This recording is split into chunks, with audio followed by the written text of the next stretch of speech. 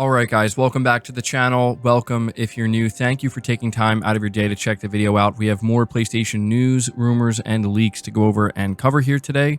So before we dive into these topics, do me a favor. If you end up enjoying the video or finding it informative, be sure to leave it a like. Helps the videos more than you know. And if you are new here, consider hitting that subscribe button as well. We're starting here with some interesting sales data for May 2024. We finally have the NPD report, and I think it reveals some critical information about PlayStation, but also the wider gaming industry.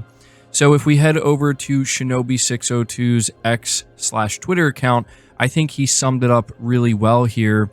It starts by saying year-on-year total spend dropped by 6%.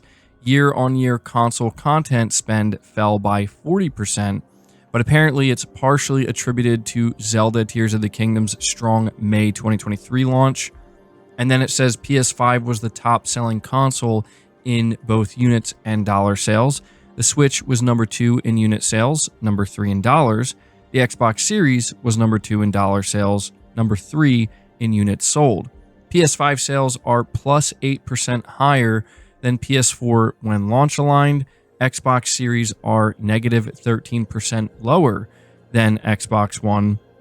Ghost of Tsushima was the number 1 selling game, followed by Paper Mario TTYD at number 2, and Call of Duty Modern Warfare 3 at number 3. Helldivers 2 came in at the number 4 spot and continues to be 2024's best-selling game.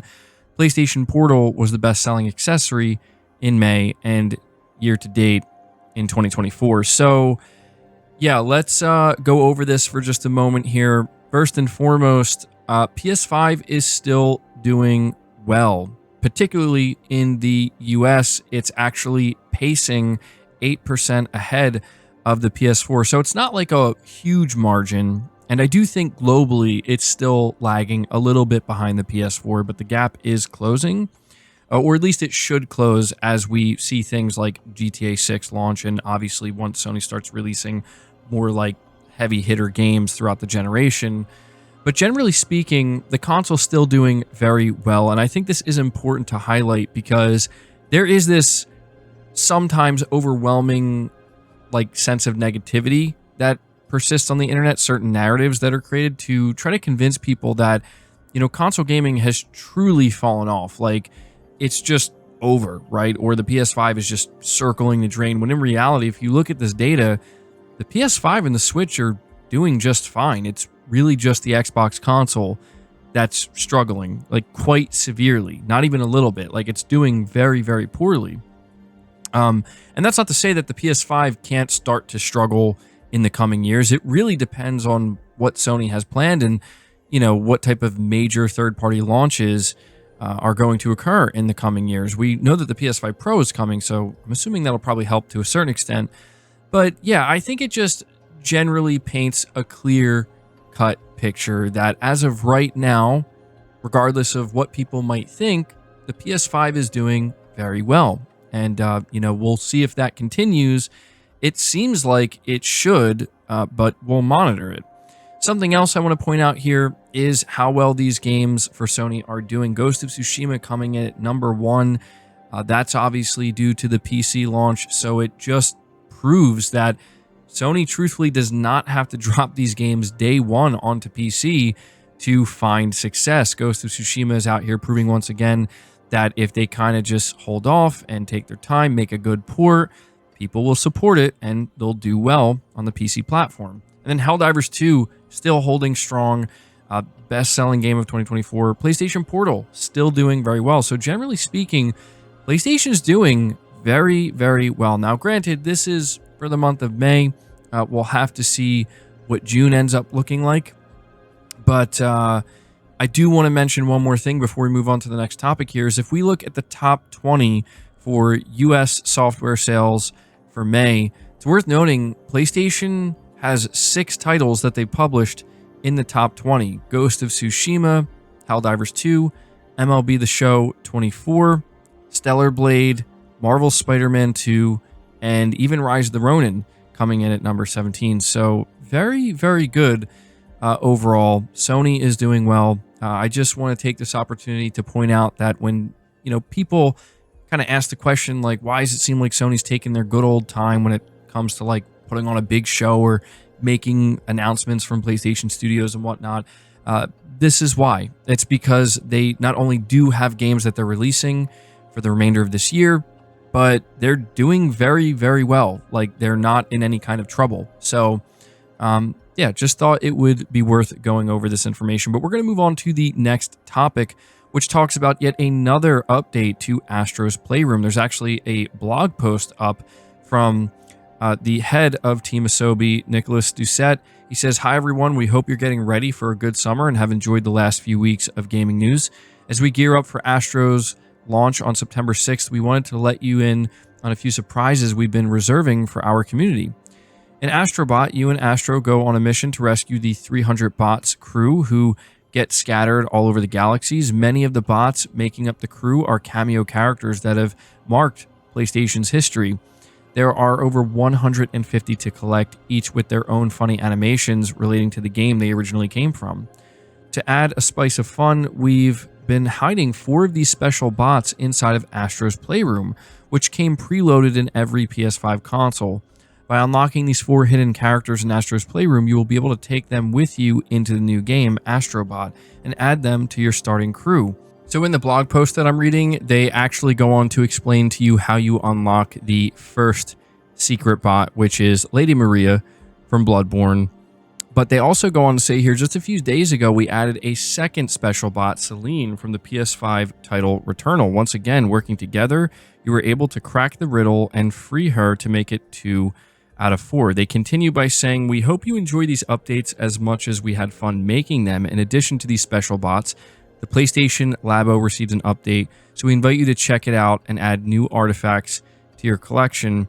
That's all for now, but the treasure hunt does not end here. We will be back soon with 2 more riddles on the run-up to the release of Astro Bot, and by the looks of it, we might have to make the next ones even harder." Now, here's what's interesting. I'm not going to like spoil anything when it comes to how you unlock these, but they do explain how you get Lady Maria, and they're trying to make this pretty difficult. Now, people are working together to figure it out pretty quickly, but you're gonna likely need a guide because it's not simple, and it's an interesting route that they're taking here. On one hand, it maybe can be frustrating because it's not going to be simple. On the other hand, this may be kind of cool because it's encouraging the community to kind of work together to really figure this out.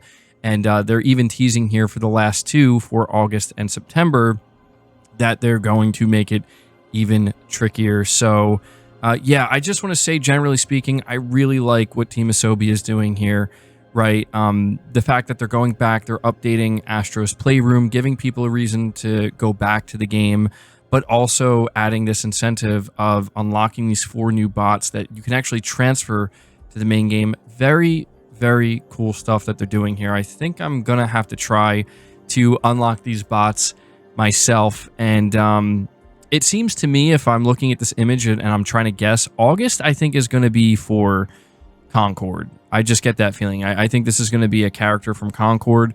And I think September, well, I mean, come on. It's clearly Ape Escape. They're not really hiding that. But yeah, let me know if you're planning on getting these bots and being able to transfer them over to Astro Bot when it releases. We're going to move on to the next topic, though, which talks about a game that I know many of you are excited about, and I'm looking forward to it as well, Black Myth Wukong. We have confirmation that it will apparently not have multiple difficulty settings.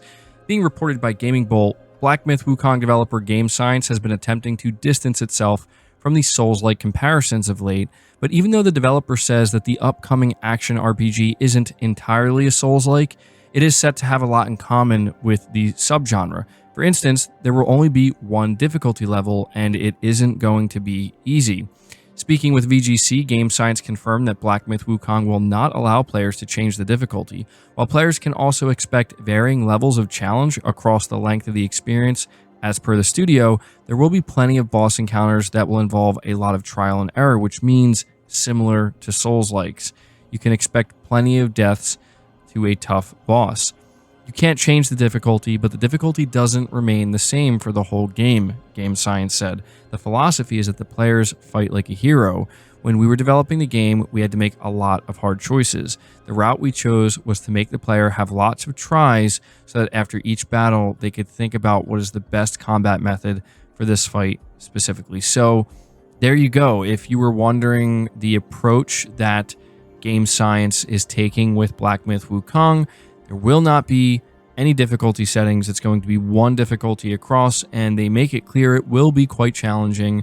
So, if you're somebody who is familiar with Souls games or, played Elden Ring recently or the DLC, this shouldn't be too surprising or too daunting. But yeah, I'm curious, is there anybody here where this is maybe a deal breaker for you for Black Myth Wukong? I'm interested to hear what you have to say.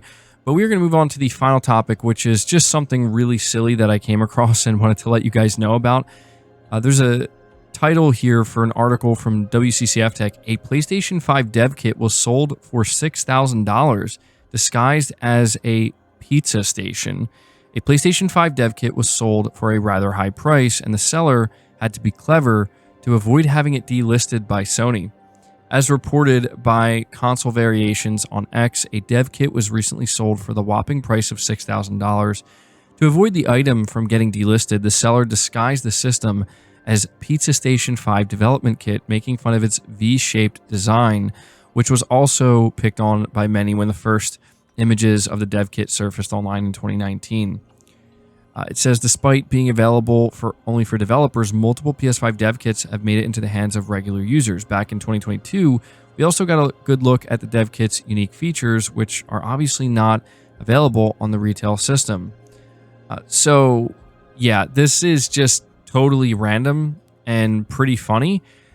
The funniest thing about this picture to me is not even the pizza sitting in the center of the console. It's actually the custom-made spatula that's accompanying it with the PlayStation logo on it.